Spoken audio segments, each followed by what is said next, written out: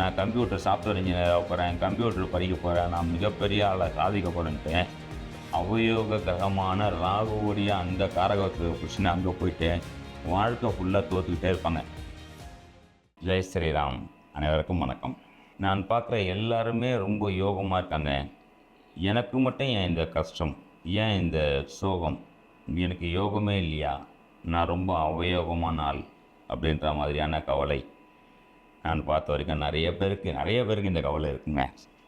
நான் ஒன்றே ஞாபகம் வச்சுங்க, இந்த யோகமாக இருந்தாலும் சரி, அவயோகமாக இருந்தாலும் சரி, இது ஒரு மனித ஜனனத்தில் பிறப்பில் எல்லாருக்குமே இருக்குங்க.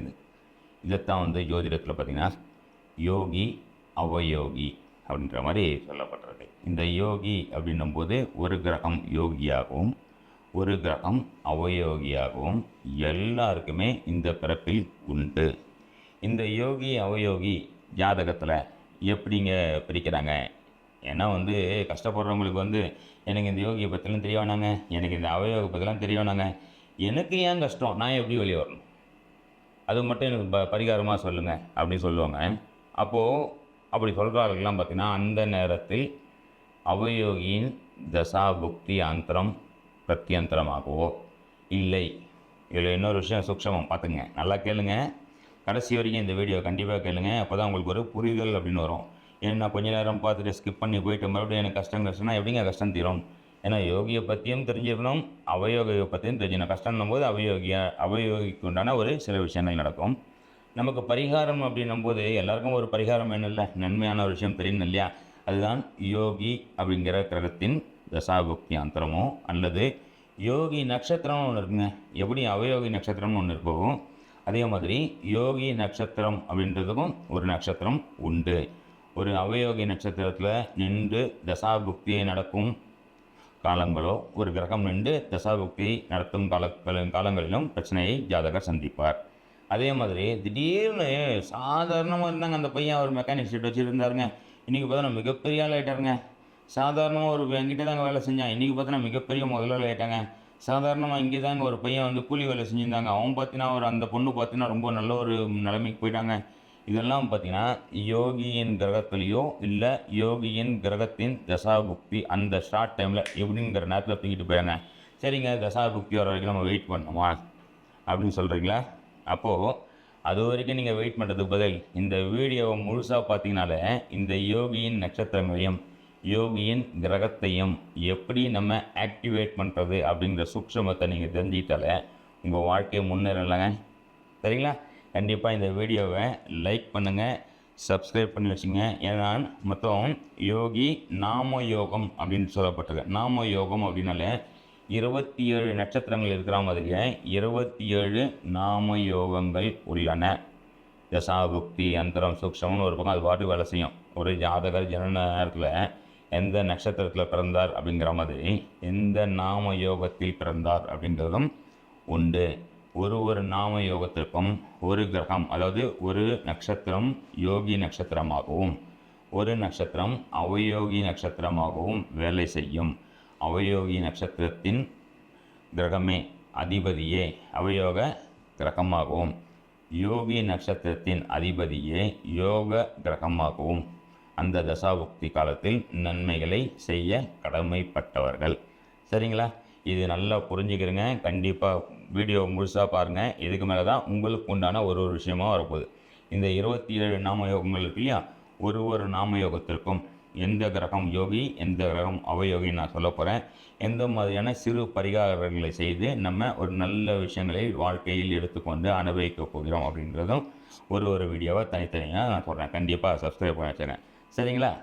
ஆயுஷ்மான் நாம யோகம்.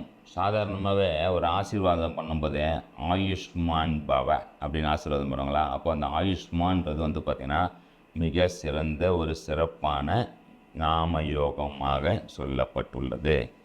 இந்த நாம யோகத்திற்கு யோகி நட்சத்திரமாக மகம் நட்சத்திரம் வருதுங்க. மக நட்சத்திரம் எங்கெங்க இருக்கு? மகம் ஜெகமாலம். யார்?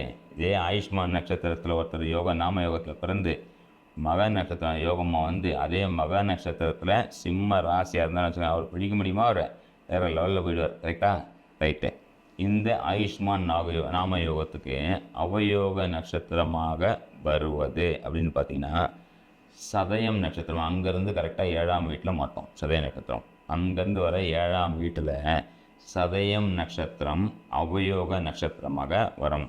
அப்போது இவங்களுக்கு பார்த்திங்கன்னா கேத்து பகவான் யோக கிரகமாகவும் ராகு பகவான் அவயோக கிரகமாகவும் வரும்.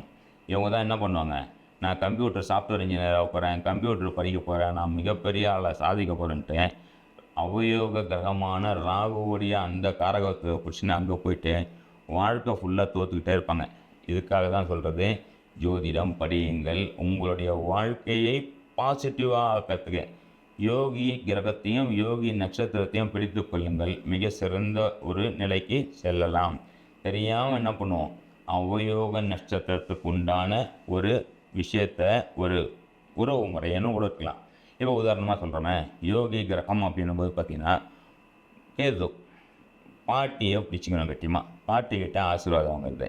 அவயோக கிரகம் அப்படின்னும் போது யார் வரா, ராகுன்னு வந்துடுவார். அப்போது அப்பாவுடைய அப்பா பித்ருக்களே அவயோகமாக இந்த ஜாதகருக்கு இந்த நாம யோகத்தில் பிறந்தவர்களுக்கு வருவார்கள்.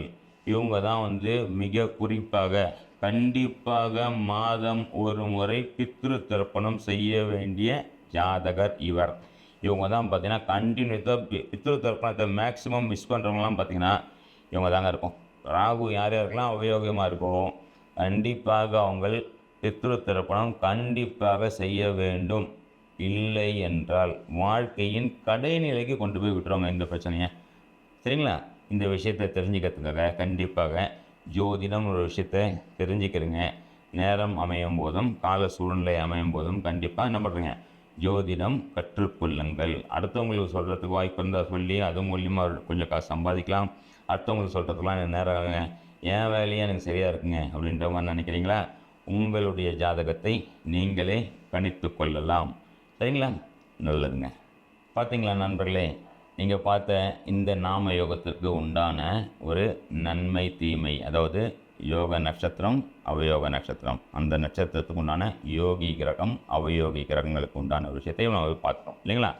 இதை நம்ம ரெகுலராக நம்மளுடைய வகுப்பில் உள்ள மாணவர்களுக்கு இப்போது ஜோதிடர்களை போய் பார்த்துட்டு ஒரு விஷயத்தை தெரிஞ்சுக்கிறதுன்னு ஒன்று, நாமளே ஜோதிடர் அடுத்தவங்களுக்கு பார்க்குறோமோ இல்லையாங்க, நம்ம வாழ்க்கையை நாமளே எந்த நேரம் நல்லது கெட்டது அப்படிங்கிற விஷயத்தையும் நம்ம நல்லா தெரிஞ்சுக்கலாம் இல்லையா.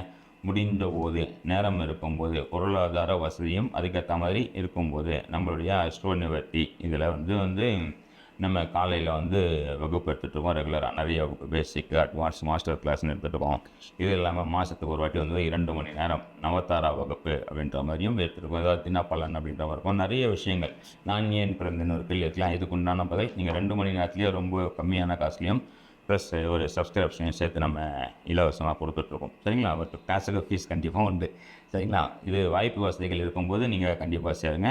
இந்த வீடியோவை முழுமையாக பாருங்கள், உங்களுடைய நண்பர்களுக்கு கண்டிப்பாக ஷேர் பண்ணுங்கள். ஷேர் பண்ணிக்கிட்டு ஜோதிட அறிவை, நம்மளுடைய பாரம்பரிய ஜோதிட அறிவை முழுமையாக பயன்படுத்திக்கிட்டு வாழ்க்கையில் எந்த அளவுக்கு ஒரு சிறப்பான நம்ம வாழ்க்கையை அமைச்சிக்கலாம் அப்படிங்கிறதுக்காக எனக்கு தெரிஞ்ச எனக்கு இறையருளால் ஒரு குருவர்களால் கிடைத்த ஒரு பொக்கிஷத்தை, ஒரு ஞானத்தை உங்கள்கிட்டலாம் ஷேர் பண்ணிக்கலான்றதுக்காக இந்த விஷயத்தை உங்கள்கிட்ட கொடுத்துறேன். சரிங்களா நண்பர்களே? நன்றி, வணக்கம், ஜெய் ஸ்ரீராம்.